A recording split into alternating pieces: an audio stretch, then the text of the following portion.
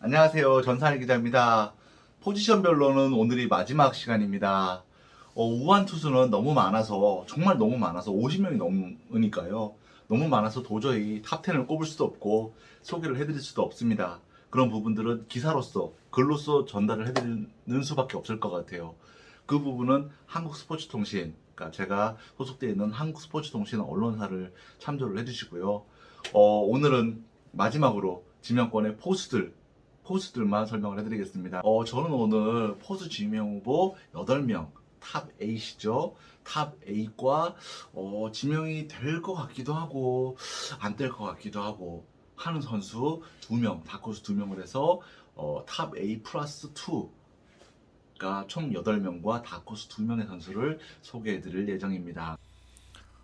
일단 김범석 선수에 대한 이야기는 더 이상 드리지 않겠습니다. 향후 탑10 영상에서도 자세히 말씀을 드리게 될 것이고 이미 또 자세히 말씀을 드렸기 때문에 팬 여러분들이 더 잘 알고 계실 것이라고 생각을 해요. 최상위 순번이 유력한 올 시즌 원탑 야수입니다. 김건희 선수에 대해서도 이 선수에 대한 특징보다는 지명 순번에 대한 이야기만 말씀을 드리겠습니다. 아마 이 방송을 보실 정도라면 이미 김건희 선수가 어떤 선수이고 어떤 이력을 갖고 있는지는 잘 알고 계실 것이라고 생각을 해서입니다.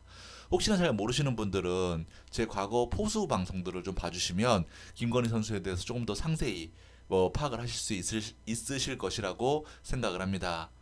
김건희 선수는 상위권 구단에서는 고려하고 있는 팀이 없습니다. 하지만 하위권 구단의 리스트에 들어가 있어요.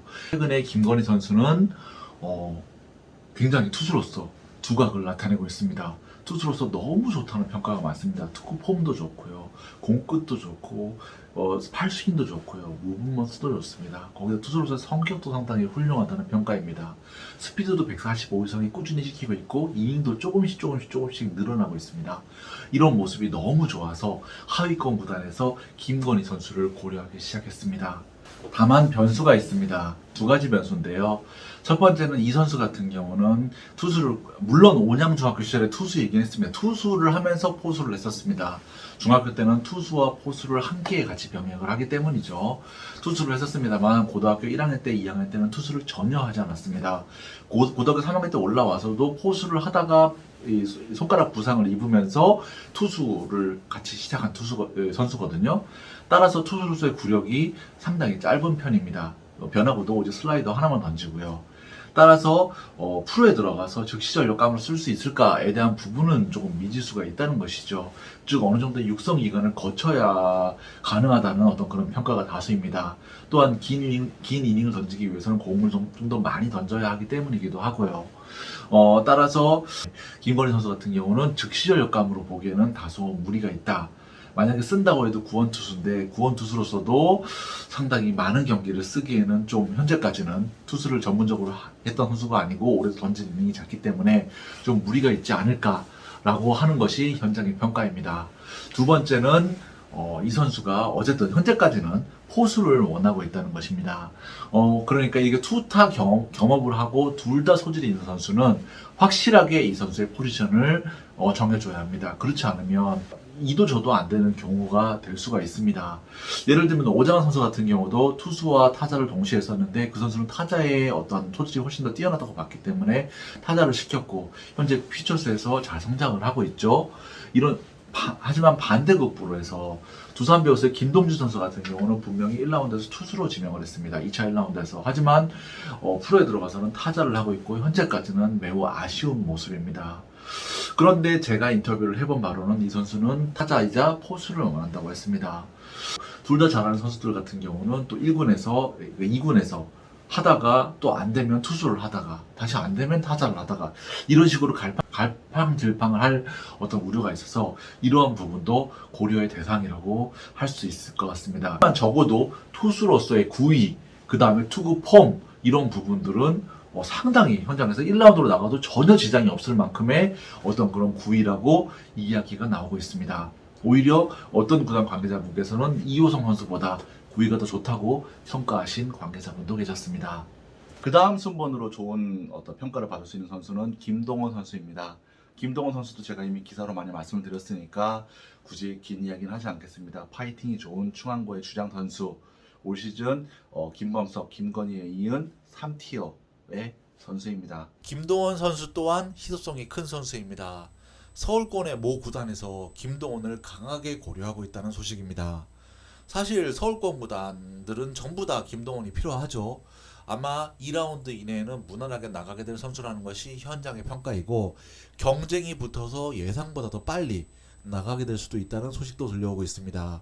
최근 각종 언론에서 김동원 올림픽 이야기가 나오는 것도 그래서입니다.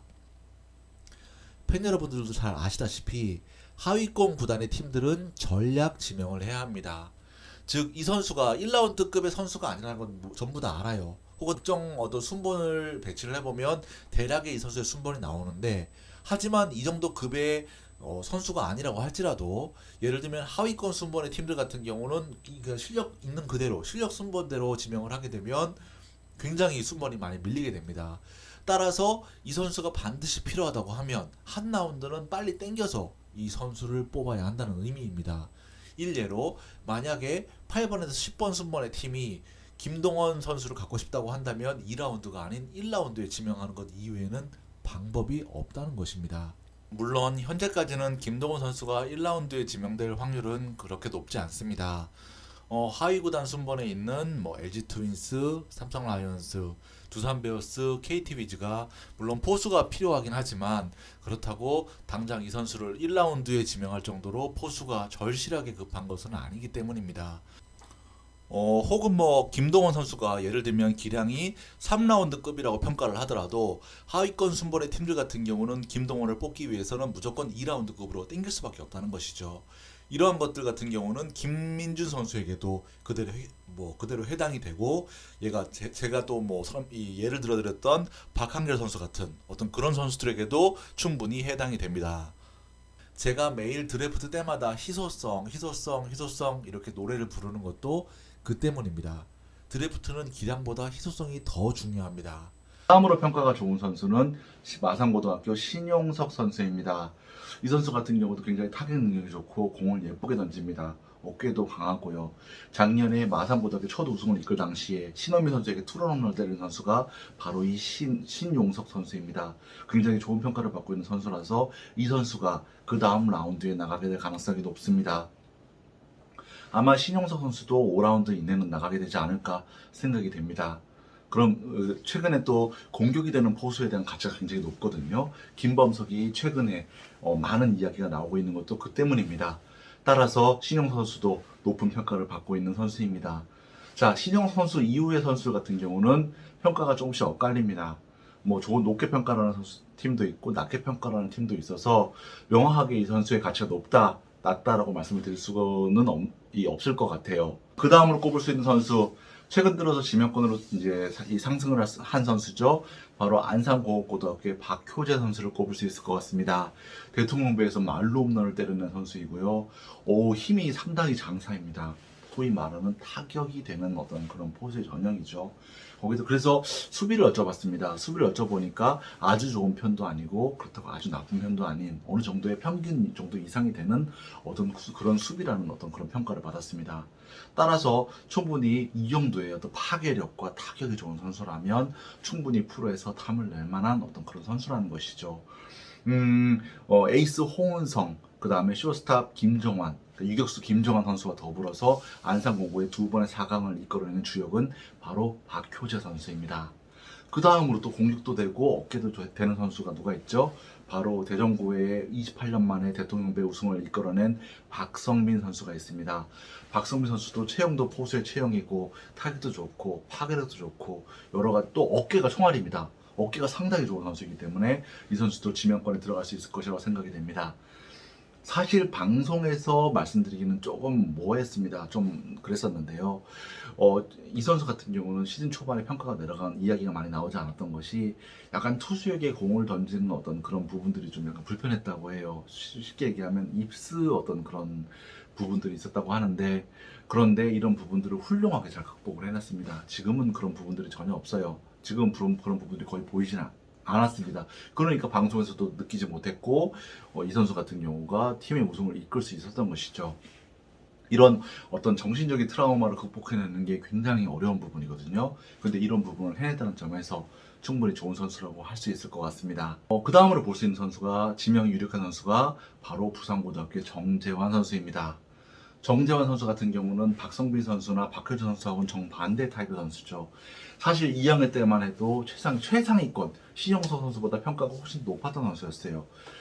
김건희 선수 다음 티어의 선수로 평가받았던 선수가 정재환 선수입니다.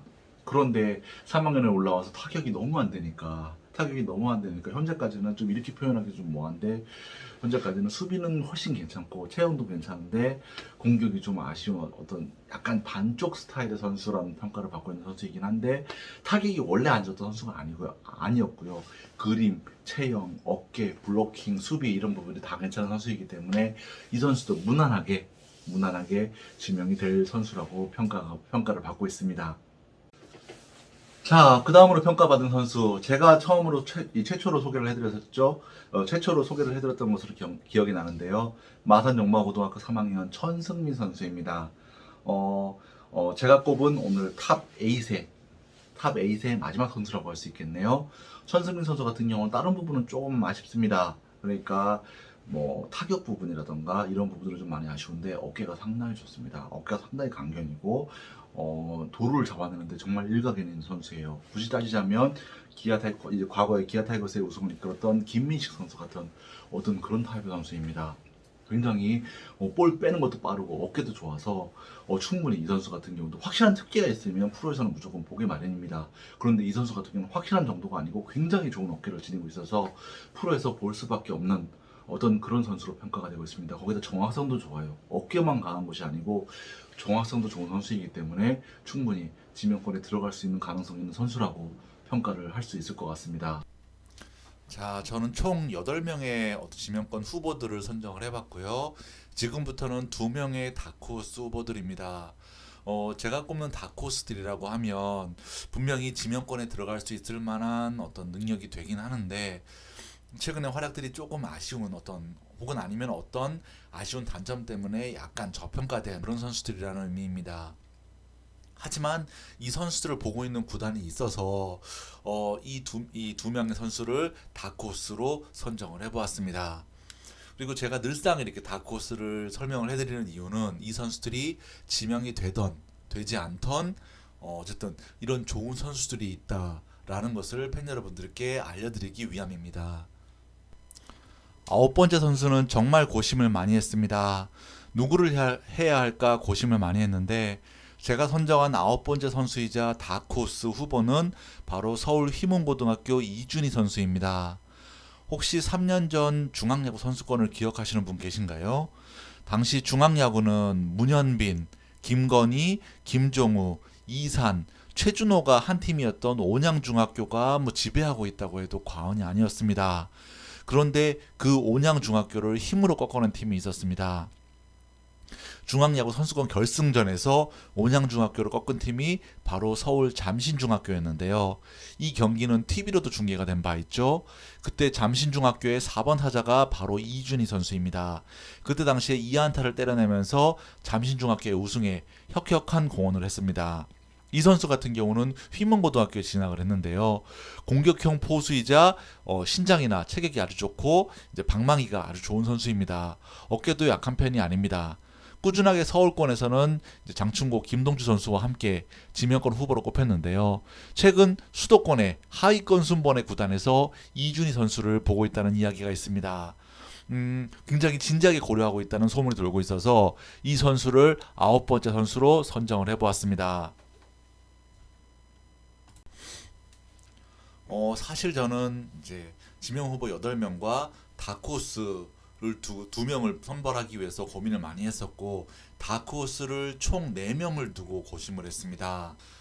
앞서서 소개해드린 휘문고등학교 이준희 선수, 그 다음에 개성고등학교 오정석 선수, 그리고 대구고등학교 최원대 선수, 그리고 마지막으로 이 선수입니다. 이 중에서 어떤 선수가 가장 다크호스가 될까 고민을 많이 했습니다. 다크호스라는 말은 분명히 확실하게 지명권에 들어가기는 좀 뭔가 아쉬운 부분이 있지만 확실한 장점이 있는 우수한 포수라는 어떤 그런 의미거든요. 어떤 선수일까 고민을 많이 했는데 저는 이 선수를 꼽았습니다. 바로 청주고등학교 박진우 선수입니다. 이 선수는 1학년 때부터 주전을 뛰었고 1, 2학년 때는 타격이 좋았던 선수인데 올해는 다소 타격이 아쉬운 상태입니다.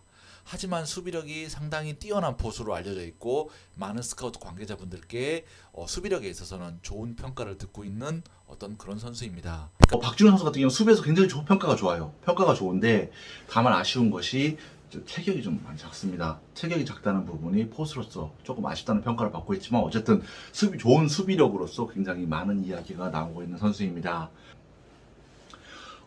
항상 말씀드리지만 제가 꼽는 어떤 이 선수들은 대표성은 없습니다.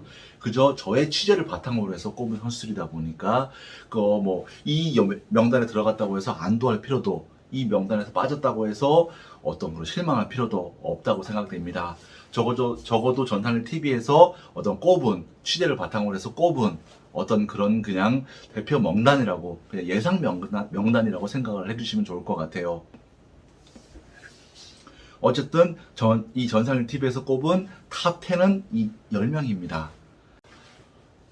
자, 오늘은 포수 포지션에 대해서 알아봤습니다.